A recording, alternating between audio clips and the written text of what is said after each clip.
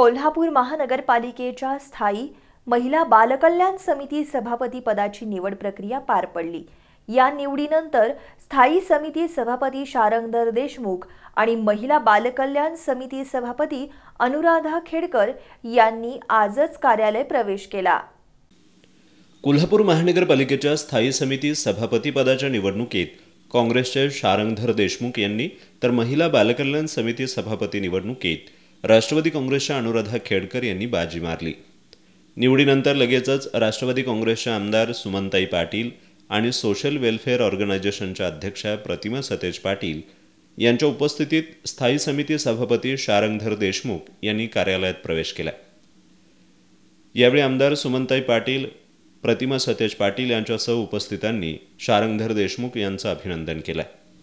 प्रतिमा सतेज पाटील यांच्या हस्ते फीत कापून महिला बालकल्याण समिती सभापती अनुराधा खेडकर यांनी कार्यालयात प्रवेश केला। यावेळी त्यांच्यावरही अभिनंदनाचा वर्षाव करण्यात आला।